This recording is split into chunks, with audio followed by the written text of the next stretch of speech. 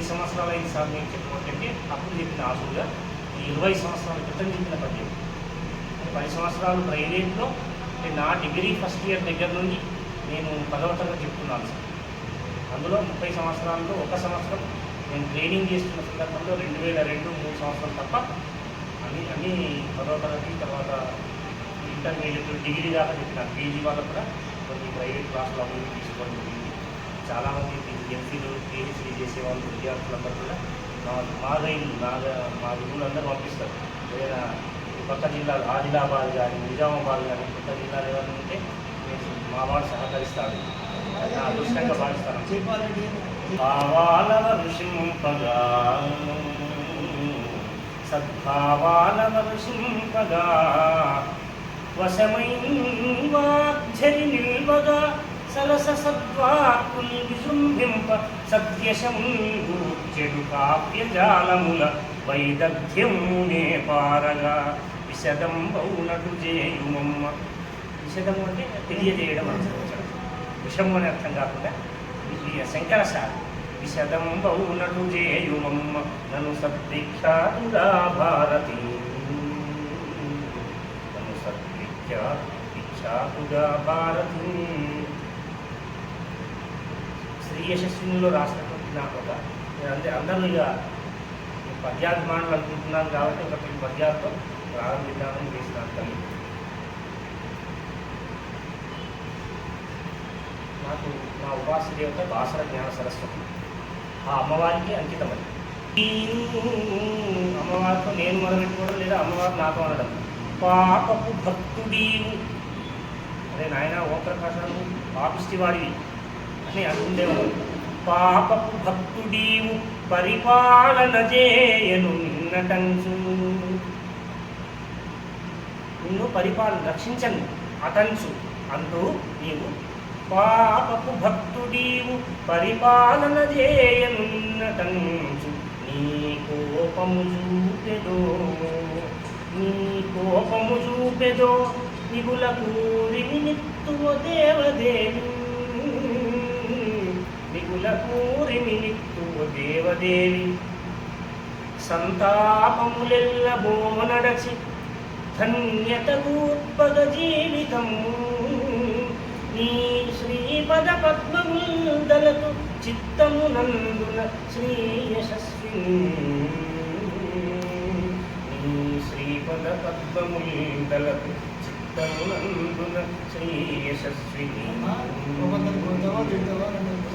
చిన్న పట్టణము మధ్యంగల్గు దేశమునను చకుల స్ఫూర్తి శతావధానములు వెచ్చం చేసి ఉన్నటి వారు తిరుపతి వెంకట కవి.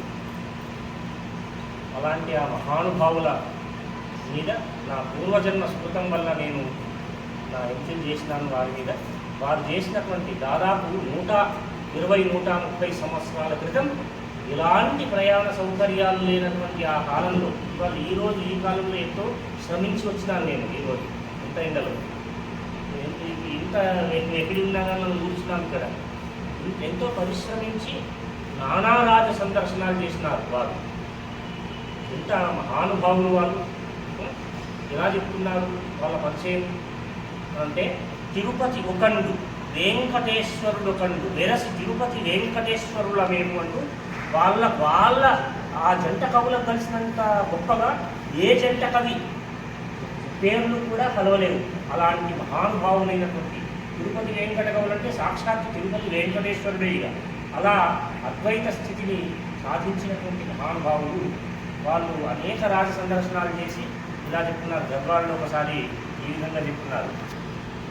శతఘంట కవనము సల్పు సంగతి అన్న 100 మంది పెన్నుతో కళాలతో పద్యం రాసుకుంటూ ఉంటే ఆ శతావధానం చేయడం అంటే.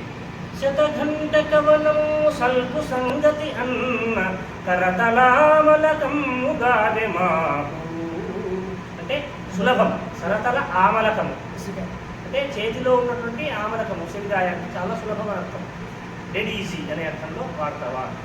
వాళ్ళ పదప్రయోగాలు వాళ్ళ పదబంధాలు ఇప్పటికీ మన నోళ్ళల్లో నాలుతూ ఉంటాయి. అలాంటి మహానుభావులు. మనకు కవిత్వం పద్య కవిత్వం అవ్వాలి అంటే తప్పనిసరిగా నానారాజ సందర్శనం మూలము నా పరిశోధన 2 చదవాలి. అద్భుతమైన సందర్భం అవును, అది కంపల్సరీ చదవాలా. అంత గొప్ప విశేషమైనటువంటి విషయాలన్నటువంటి గ్రంథం అది. నానా రాష్ట్రాలు పండితులు విశాఖ నిర్మించారు అంటే వాళ్ళకి ఒకసారి చెప్పేసి శతఘంటక వనం సల్పు సంగతి అన్న కరతలామలకముగాదెమాకు అష్టావధాన కష్టావలంబనమన్న నంబికొండయదండ నంబుమాకు ఆశుధారా కవిత్వాడంబరం వన్న నల్లేరుపై బండి నడకమాకు సత్కావ్య నిర్మాణ చాకచక్యం వన్న శద్రసోపేత భోజనము మాకు. అన్నపూర్ణాదేవి అన్నపూర్ణకు నుద్దియవు అతని గృహిణి మా అన్నగారి ఆ వదినమ్మ గారు ఈరోజు శద్రసోపేతమైన భోజనం చేసి వచ్చినాను. అట్లా సత్కావ్య నిర్మాణ చాకచక్యం వన్న షడ్రసోపేత భోజనము మాకు.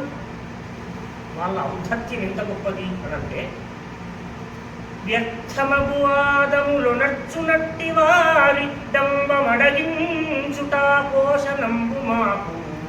ఆ పోషణం చేస్తాం కదా అన్నాన్ని, అంత తాగేసినంత లెక్క. వ్యర్థమైన వాదాలు చేసే వాళ్ళను వాళ్ళ అహంకారాన్ని అణచడం అంటే అని చెప్తున్నారు. వాళ్ళు అంత గొప్పవారేమని అన్ని శాస్త్రాల్లో ఆ అధికారం కలిగినటువంటి వాళ్ళే. వ్యర్థమగు వాదములు నచ్చునట్టి వారి డంబమడగించుట పోషణంబు మాకు. దానరాధేయ కవి సముదాయ గేయ దానరాధేయ కవి సముదాయ గేయ పండిత విధేయ. పండితుడంటే విధేయుడతడు. పండిత విధేయ రామభూపాలరాయ రామభూపాలరాయ. ఎంత అద్భుతమైనటువంటి విధానము అంటే ఎందర చూపెనేను ఆలయముగా ఆకసముజూడ కవులకు ఆలయముగా ఆసిఫాబాదులోనను వాసిగాంచె ఆకసముజూడ కవులకు ఆలయముగా నిలయంగా, ఇక్కడ ఒక మందిరంగా ఒక పుణ్య నిలయంగా ఆకసముజూడ కవులకు ఆలయముగా ఆసిఫాబాదులోనను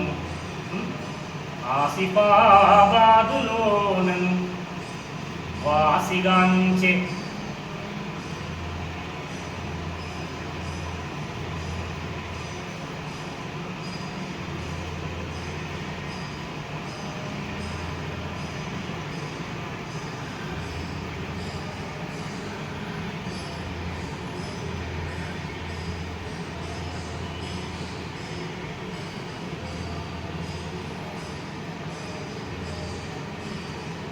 దివ్య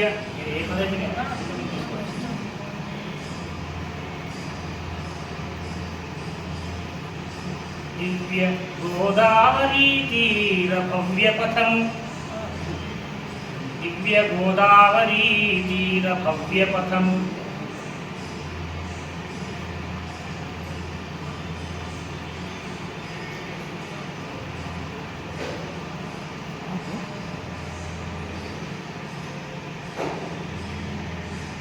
ధర్మపురి నరసింహుని ధర్మపురి నరసింహుని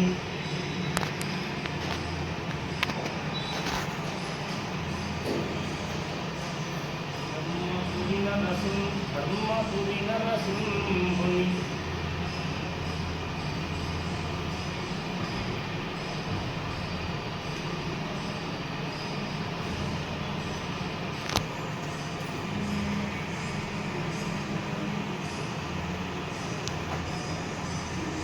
పథమున ప్రవేశిస్తామా? పథమున ధర్మపురి నరసింహుని దర్శనమున దర్శనం ధర్మపురి నరసింహుని దర్శనం అంటే పథము అని చేసినా సరే. ఇది తేటగీతిలో ఆశీర్వాదం.